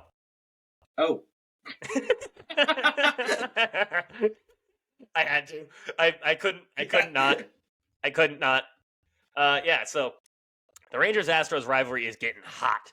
I would say right now, in this season, it's the number 1 rivalry. I don't care what anybody says. Okay, look at your screen. I'm looking. What the hell was that move? Oh, I didn't see the move yet. I'm a little behind you. They just put him on. Why? There's 1 out. Are you trying to double up Hassan? I guess, yeah. I guess. I know you're probably not going to double up as Azakar anyway, but Azakar was already on second. Yeah. Is Camposano that much worse of a hitter? That's a really weird move. That is a weird. Yeah, I don't know how I feel about that. Okay, whatever. Yeah, the only loss Dodger's gonna Dodger. Yeah, the Dodger's gonna Dodger. The only loss that the Rangers had or the Astros had was on Friday, where they lost 12-8. So they scored a lot of runs. I mean, you can only do so much. Their starting pitching has been concerning as usual. JP France, let's see, he gave up 8 earned runs. So ouch. Not good. But he also struck out Wyatt Langford without throwing a strike. Without throwing really a goddamn impressive strike, yeah. It was very impressive. Yeah, that's the best strikeout ever. You don't even have to throw a strike, and apparently you get a strikeout. Ronel Blanco actually threw another. Goddamn, has he been good? Ronel Blanco, 6 innings pitched, 2 earned runs. Oh, that's a 5 mistake. Strikeouts, 3 walks. Yeah. And then Brian Abreu actually got a victory that day. Gave up no earned runs, 1 walk, 1 strikeout, 1 inning pitched. Has he turned the corner? I don't know if I can say that. He's still got an 8.10 ERA. Yeah, they just still got an 8.10, and I believe that was his first. That is nice. Actually, not nice. And then Christian Javier today had a great outing. 7 innings pitched, 2 earned, 5 strikeouts, and he's been actually probably their most consistent pitcher. I'd be willing to say he's back. Oh yeah, I'd definitely be willing to say he's back. And then not only that, but he might be with Framber being out right now, he's definitely their best pitcher. But he might arguably be, even with Framber back, he's a solid 2. I'll say that if he's back like this. So some encouraging news with the Astros. They look like they could be coming back a little bit, especially like I said, they're taking on the Rangers, and they took 2 out of 3 during a rivalry where it looked like benches were going to clear a few times. So I like it. I like it a lot. No, I love the fact that it looked like a rivalry game. Like you got, like we've said ad nauseum on this podcast, rivalries are good for baseball. Teams hating each other is good for baseball. Fan bases hating each other is good for baseball. So, I screwed up though. I'd like to take this chance to apologize. I see myself as a man of faith. As Castellanos drives the ball to left center field. The other biggest rivalry in baseball is still Phillies Braves. Like I missed the boat on that one. Phillies Braves. Well, you didn't say that the Astros and Rangers were the best. You said one of. No. Yes, I did say one of, but I said this year the best, which is fairly accurate because the Phillies and Braves have yet to play each other. Am I right? Oh, we opened up the season. Oh, you're right. You did. Yeah. Yep. We opened up the season. How did that go again? Not great. Sorry, I had to. Wheeler was dominant, and then they just ripped our bullpen. Yeah. However, since then, our bullpen actually has been like close to the best in baseball. It's been fantastic since that first series. I'm not going to let you. I'm not going to let you get away with this without me fact checking you, right? No, you can fact check it, but it's been very good since then. Like they have had meltdown. Like the meltdown against the Braves was, just mind-blowing. But since then, they've been one of the best. And I don't remember what tweet it was I saw. It was from one of those stat things. I don't think it was codified. But it was if you exclude the Connor Brogdon outings, they had a 2.93 overall ERA. Okay. And that might check out because overall they're 23rd in baseball with a 4.96. Yeah. Which that could explain it because Connor Brogdon absolutely shit the bed. I think Connor Brogdon has a 16 ERA. Probably. It's absurd. Speaking of Connor Brogdon, the Dodgers placed him on IL today with plantar fasciitis. Wait, did you guys release him? We waived him. Yeah, we designated him for assignment. That makes sense. That must have been the happiest day of your life. Dude, I tweeted some wild things. I since deleted tweets. They weren't my proudest moments. Jesus. It was one of the clips from the Sweet Life on Deck. It said, "Great job, guys. Let's shoot for 40." I'll let you think about what I could have possibly said with that. I think I got a pretty good picture. Yeah. That wasn't great. However, at the time, the thing is, Connor Brogdon was a weapon during the 2022 postseason. He was. He had a sub-1 ERA against the Astros in the World Series. And I have no idea how he fell off so much. I don't know how it happened. And yes, relief pitching is a volatile subject. But the fall off was so crazy. I couldn't even understand it. It's dramatic. Last year he had a 3.27 ERA. It's good. Yeah, and that was good, but he had to get I'm sorry. That's 2 years ago. That was 2 years ago. Yeah, 2 years ago he had 3.27. Last year he was bad. He got sent down and never came back. But that's the thing. He was actively losing the Phillies games, and he did that again this year. And they were just okay, we can't do this anymore. We want you to be good, but it's not working. We can't let you continue to do this at the major league level. And that's the thing. Caleb Cotham has what the fuck saved multiple pitchers. Why is my food estimated to be here at 9:40? That's a Somebody's long going to wait. die. Yeah, I know, and especially because I placed this order while you were doing your rundown of the AL Central, or of the not the How? yeah. I'm upset. This guy, they're getting 1 star. Yeah. Okay, now some notable games we can go into now that we've gone through our NL and AL teams angrily. I think I only have one. I think I'm the only one who has anything to be happy about a team, and that's the Astros, because they're kind of looking back. Yeah. Yeah. Minus that, we're a podcast of tasting a lot of metal right now. Yep. The Brewers took 2 against the Orioles, and interesting. The Brewers have been playing damn good baseball. That's all I gotta say. They have been playing really good baseball. I mean, today, the game that the Orioles won, Burns was off, but yes, he battled through it, and they still ended up winning. They pulled it out. Jackson Holliday got his first hit. Yep, and that started a little rally. It did. It started a really good rally. I mean, Westberg singled, Holliday singled, Westberg goes first to third. Good old Gunner rips one down the line. Jackson goes first to third, and then they just kind of added a little bit from there. I think they only added 1 extra run, actually. But game ended, I believe, 6-4. And, I mean, the Orioles look like that young team that is still trying to find themselves still. Which is crazy to say because they won over 100 games last year. Yeah, that is crazy to say. You don't expect that from them. Like, we expected the Orioles to come out, like, hot, but it's like they still clearly are discovering who they are. Yeah, they're still clearly young. They still got some things to figure out. I mean, Dean Kramer yesterday got absolutely shelled. I'm not even shocked about that. I don't know if... Are people actually high on Dean Kramer as a pitcher? He has his ups and downs. Like, he'll have games where he looks electric.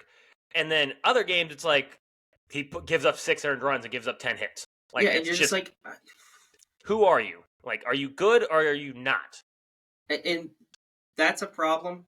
Like, as a major league organization, having him as your 5? Well, yeah. I mean, maybe not. Like, that's a 5. I don't know what you're really expecting. Yeah. But at the same time, being that inconsistent normally isn't good, so...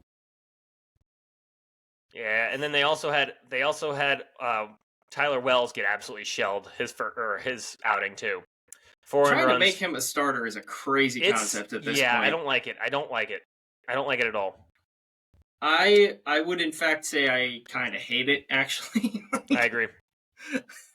That's just not a great move. No, I agree. But to be fair, the Brewers, they played good ball. I mean, they scored 11 runs the first game, 11-1, with a team that their lineup was not the highlight of what we thought at all. I mean, their lineup last year was just bad, just brutally bad. But Yelich is Yelichin right now. Like Yelly's back. Yelly is very back. William Contreras might be the best hitting catcher in baseball right now. Oh, definitely is. He took Corbin Yard first pitch. Yeah, he's been insane. He took that shit personally. There was a tweet from Jay Hay he sent out about if you took, I think it was like halfway through last year into current right now, he would be the highest in OPS among position players, I believe, was the tweet. It was something crazy. I was like, Jesus, that's insane from a catcher. Like, and a good defensive catcher. Much better than his brother defensively. Much better than his brother defensively. Willie Adames is having a good year also. I mean, he's coming back. Good start. Yeah. Yeah, good start. But that's just... the Brewers are the National League Central version of the Rays, kind of. Like, they're like the Angel or the Rays from Wish.com, where you're like, yeah, like every year they're better than what you expect every year. I would put them all, like, it seems like, it feels like that or the Guardians are like a good parallel for them. Actually, the Guardians would probably be a perfect parallel. Because the Brewers always seem to trade someone at the deadline that they shouldn't. And yes, agreed. Agreed, 100%. Yeah. And so, Yeah. I mean, good for Milwaukee though. They're doing good, but is it sustainable? I won't say no right now. I won't say no. I'm putting a question mark by him. Yeah, I mean, I think there are some things that are pretty sustainable, like not to the extent that they're hitting right now because it's still the beginning of the season. But like William Contreras being good, pencil it in. He's gonna be good. Oh yeah, that one's a Willie far Adames away. being good, pencil him in for being above average for sure. If he gets back to being one of the best hitting shortstops in baseball, question. Rhys Hoskins hitting tanks. That's kind of a given. Pencil that in. Yeah, he's hitting tanks. But Christian Yelich being back to I miss you. Christian Yelich being MVP caliber player. I'm leaning a lot more towards. I'm leaning more towards back than I'm leaning towards back a lot than I am being skeptical. Yes, like because it's like while the sample size isn't a full month of the season yet, no, it's like sustaining it for 2 weeks is really impressive considering what Yelly's been doing recently. Well, and it's not like he's been just getting lucky. Like he's been tearing the cover off the ball. Yeah, he's just been that guy. Like he just has been. It looks like he's back, and in fact, why did he sit yesterday and today? I don't like that. Oh, I don't like that either. Why did he sit yesterday and today? Was he hurt? I don't know. Oh God. Give me a goops. Hold on, I'm looking it up. If I swear to God, if I see back spasms, I will be tasting metal. Oh no, lower back soreness. How did I know it?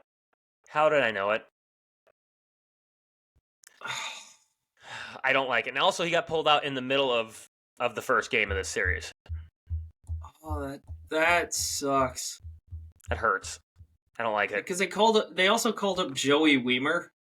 Yeah. Who was like my second least favorite batting stance ever. Have you seen his batting stance? It's disgusting. He doesn't stop moving. Like the dude is standing there waving everything, including his legs. I don't like that. and people are like, "Oh, well, why isn't he hitting?" It's like because he can't stop moving. It's because the guy took way too much Adderall before this game, apparently. The dude is on one. Oh, guess who just got another hit, by the way? Jackson Merrill. Big Jackson Merrill pod. We're also very against inequality. He's not being represented in these votes at all. No, we're like what we're for is good baseball players being recognized as good baseball players. Yep. Justice moving on for Kerry Carpenter. True. Big time justice for him. Moving on from the Orioles just not dominating like we thought they would, and the Brewers just taking 2 out of 3 against them because they've been just playing good baseball. Nats took 2 out of 3 against the A's, which kind of fun to talk about. I mean, it's toilet bowl. Yeah. Victory to the toilet bowl for the Nationals. They would have swept today, but they lost today. CJ Abrams is hitting. He's got a 944 OPS. He's been pretty awesome, actually. Well, pretty fun to watch. That's the thing. Like the Nats, when they traded Soto to the Padres. When they traded Soto to the Padres and everything they got in return, I was like, this is really good. Like, well, it was Juan Soto they were trading. Yeah. Well, but it was really like prospect wise. I was like, Mackenzie Gore has looked very good this year. Yeah, he was the number 1 prospect in the Padres organization at the time. Yeah, and James Wood is apparently going nuts. I think Merrill was actually in the Nats organization at one point, but I have no idea. I feel like he was, but I don't know for sure. There's just like the return that they got for Juan Soto. I was like, I hate that I like it. Yeah. Well, Like, I mean, it was Juan Soto. That you were going to have to trade away a lot to get him. And they made it very abundantly clear. No, and I mean, dude, he said no to like 400+ million, which, yeah. I mean, one, I was surprised that the Nats even offered that. Same, but I don't even know if I trust that they actually offered it. Yeah, grain of salt. But, Yeah. like, at this point, we're not going to get confirmation. It's a little late, but... It's way late. So, and then I also... see it, but... Yeah. It's Juan Soto. It is. It's Juan Soto. Reining it back to the Nationals. Jesse Winker has been slugging it again. Raking. Whatever he did. Raking. Good for him. Good for him. Back to what he looked like when he was with the Reds. He's hitting .341 with a .982 OPS right now. Looks great. So those are some cool things to talk about with the A's and the like good for Winker. Like he went. Oh, and also with the A's, future. I'm gonna go future Philly, just for your sake. Okay. Future Philly, Mason Miller. Let's go. He's been throwing throws gas. He hit 104 yesterday. Mm-hmm. Yeah, everything he throws is 100+ miles an hour. He throws, and he's nasty. And his slider is like 87. Yep. It's gross. That is so gross. I don't know what to think. Like, it's unhittable. Like, it's completely unhittable. And for someone in the A's organization to look like that, like you know he's gone. Like he's not going to be there. But... Yeah, no, and especially a reliever. How the hell do you spell Mason Miller? MASYN. Owen? Is it? Oh, it is. It's Owen. Yeah. For some reason, I thought it was spelled weird. You were thinking Mason Wynn. Probably. Yeah, he's thrown 7 innings pitched this year. He's got a 2.57 ERA. In 7 innings pitched, he has. I'm gonna guess. Yep, that's what I thought. 12 strikeouts. Jesus. Yeah, he's at a he's almost 15.4 strikeouts per 9. Jesus. And also, his ERA shows that the A's suck. He's got a 1.11 FIP. Yeah. Shocker. Yeah. So, yeah, he's nasty. He's going to be traded at the end of the year for sure. I think he's going to get traded mid-season, honestly. I mean, mid-season. That's what I meant to say. Mid-season, trade deadline, he's gone. And he should be, because I like to see good players on good teams, not the A's. Yeah. The Mets took 2 out of 3 from the El Royales with Cheese, who were hot as hell coming into that series. They were on a 7-game win streak last week when we made the podcast. Them taking 2 out of 3, shocking, because the Mets also cannot hit through a wet paper bag. I don't know what to make of the Mets right now. Like, they're just I found out why. Pete Alonso's back. Oh, he's back? Oh, it's contract year Pete Alonso. Yeah, he's got a 951 OPS. Yeah, he's back. We had him. I'm pretty sure I had him on the not list. I think last week. Either last week or maybe the last episode. It was. I definitely had him on at one point. I think it was earlier than that. Maybe it was 2 weeks ago. Because neither of us have put Lindor on that, and Lindor belongs on that. And he belongs on it 100%. But no, Pete looks to be back, which is annoying, but also contract year Pete Alonso was always going to hit 60 home runs. Like, yeah, he so before 2 games ago he had a 786 OPS. So the last 2 games. So it would have been justified. Yeah. Yeah. So I think it was Saturday's game. Then he must have absolutely not. Which they lost that game, which is hilarious. They lost the game, and Pete Alonso hit 2 home runs. Yeah. Jeez. And Starling Marte also had a home run. The game was 11-7. Wow. Yep. Slugfest. Okay. Yep. Oh, that's another. Oh no, I didn't end up picking him up. I picked him up and then I dropped him. Who was it? I picked up Sean Manaea for the start against the Royals because he'd been lights out. He had been. Picked him up, dropped him. 3 2/3, 6 earned runs. But because I touched him, that's what happened. I broke him. There was one thing I saw that was really funny. Someone said, "What's the saddest thing you've ever seen fantasy move wise?" and it was a photo that said "Drop Spencer Strider" and added Gregory Soto. Yeah. Because in a 1-year league, you have to. Yeah, You have to 100%. Yeah, and it's just that's sad. Yeah, that it is sad. I was like, oh, that sucks. Hurts. That hurts a lot. It's like I like Gregory Soto, but it's not the same thing. No, it's not. And then the last game of note I had was that the Yankees took 2 out of 3 against the Guardians. I wouldn't have said this is shocking because the Yankees have been really good, on fire. but the Guardians have been on fire also. We both did not have them doing well in the division, but I don't. I think our big question was 2 or 3. Who, the Guardians? Yeah, the Guardians. Yeah. No, and the thing is, I think our concerns for both of those teams were justified at the start, and like the fact that they're proving us wrong, it's like I'm fine with being proven wrong if they're actually doing something right. Shane Bieber going down doesn't excite me about the Guardians still. So that still hurts me a lot.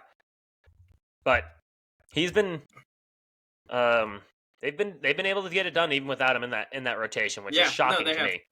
Logan Allen kind of got rocked today. But so to go back to our concerns on the Yankees real quick, because you know how we had a huge concern on Carlos Rodon pitching. Yeah. And no, Carlos Rodon looks like he's actually alive again. Oh yeah, he does. Do you know what his FIP is? Oh Jesus! Is it sub 2 or is it sub 3? 4.59. Holy! Yeah. So our concerns are justified. He has been getting a lot lucky. I'm also going to look his ERA plus, which was kind of shitty as well. His expected ERA is a 4.47. Jesus. So his expected FIP is a 5.04. Holy. So yeah, he's been getting more than lucky. His strikeout rate is down dramatically. His strikeout rate is down to 7.47, which last year, when it was a shitty season for him, was an 8.95. When he was good in 2022, 11.98. The year before that, 12.55. So his strikeout rate is dramatically down. His walk rate has increased every year. In 2021, he was a 2.44. 2022, 2.63. Last year, a 3.92. And then this year, even higher at a 4.02. Oh, Jesus, that's bad. His home runs per 9 is at a 1.15, which is not bad, but it's not good. No. So yeah, there's some fuckery going on over there. Like a little bit of fuckery. He's been getting a little lucky. And kudos to him because he's getting lucky, but also do not expect that to continue. Last. Yeah, no, don't expect that to last, especially with those expected numbers and those expected numbers are absurd. That's bonkers. Jesus. So our concerns are still valid. I'm not ready to apologize for that. I still pride myself as a man of faith, but Castellanos is not hitting a drive to left center field. No, he's not at the plate right now. So he can't be. Yeah, and then or another one. I have another one here, which is going to be fun. Cody, who pitched today, Cody Poteet, 1.50 ERA, and he's only had the one start, but his FIP is a 4.63, an expected FIP of and the expected FIP is actually only 2.66, which I don't understand how that works. Yeah, how does? Because FIP is supposed to be fielded independent pitching. I don't understand that. Math is not mathing. Wait, are they saying that if you had competent defenders behind you, you would so you have the 2022 Cardinals defense behind you, you should have a better FIP. Yes, which that makes sense. Maybe that's it. I don't know. I don't know how you do FIP and expected FIP because it seems like they're both kind of expected stats. Yes. They are technically both expected stats, so I don't know. I'd have to get somebody who's a little better with that statistic than I do. I'd have to look it up, honestly. Expect an expected stat. Whatever.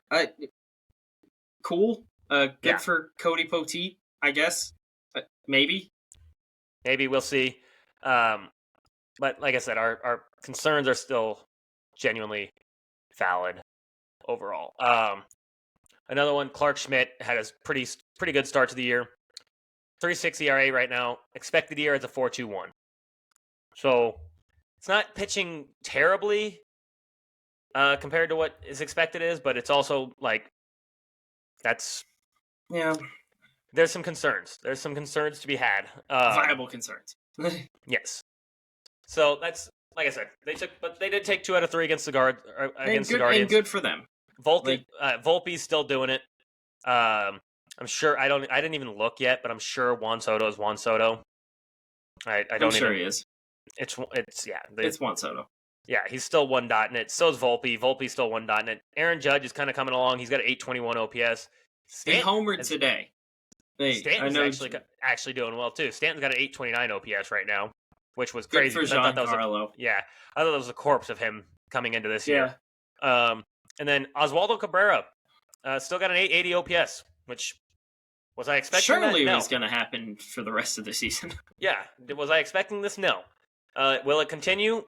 I'm sure. I'm sure Yankees fans don't riot. Don't tweet at me. I'm sure Oswaldo is going to be the best. He's going to be the next Jeter, for sure. And I know he doesn't play short, but I'm just saying. Yeah, plays left field or third base, maybe. Yeah, he plays third base. Oh, he's playing third. Okay. Yeah, he's playing third. Yeah, so I'm sure that'll continue. Don't get angry at me and start a dumb argument with me because I will put you in the ground. Not literally. Not literally. I'm not advocating to kill anybody. We're not advocating for violence. This is a non-violent podcast. If I had to choose a fan base, it would be the Phillies. No, I'm just kidding. Yeah, right. I don't know if you want to test that one. No, I don't. Because I plan on going to a Phillies game in Philly, and I don't want to be hung next to Blooper next to Blooper. Yeah. Well, yeah. If the Phillies are doing well, they'll hang Blooper. But if the Phillies are on a 13-game losing streak, it'll be next to the Fanatic. That was really funny when that happened last year when Blooper declared war on Phillies Twitter, and not a good move. We essentially made the intern that runs the account deactivate. It's not shocking. We told him we were going to barbecue him and eat him. It was one of the funniest multi-hour segments of my day where I was scrolling through all of this, and it was there's some of the most insane threats I've ever seen in my life. Yeah, this one guy constantly kept saying we were going to barbecue him during the tailgate, and I was like, I could get behind this actually. Good God. All right, well, that's an eventful podcast we've done. Any final thoughts? No. Just, we're almost, at this point, we're a full 2 weeks and a couple days into the season.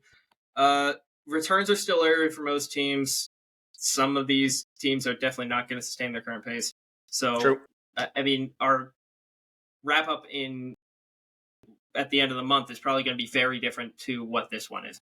So true. At this point, take everything with a grain of salt because baseball is one of the most unpredictable sports in the world. So yeah, who would have thought that the Oakland A's would be in third place and 7-9 in 2 weeks in? Exactly. They're gonna have a 22-game win streak for no reason now. Yeah. Now my final thought only if you start picking up the pitchers that are pitching against them. But my final thought is, please, for the love of God, baseball gods, stop cursing my pitchers. I can't take this anymore. I should not be one of the lowest in ERA when I have Logan Webb, who is second in Cy Young last year, and Blake Snell, who was first in the Cy Young last year. And then I have Yu Darvish as my 3. I should not be one of the last teams with ERA. I have Rafael Iglesias and Evan Phillips as my relievers. Please, I can't take this anymore. Jack Flaherty is supposed to be back. Please, God. The Tigers fixed him. The Tigers fixed him, and then I broke him again. And then I broke him again. Yeah. Somehow. I can't. Yeah. You did. right. But yeah, baseball gods. What the hell? Save me, please. I don't have enough alcohol in my life to save that. Shout out Cooperstown Distillery. It's a really cool bottle. That is a cool bottle. I'm jealous. Hey, Cooperstown Distillery, if you want to be a sponsor of the pod and send me a bottle, that's all I'm asking. Just one bottle. A single bottle. One bottle, and I will shout you out.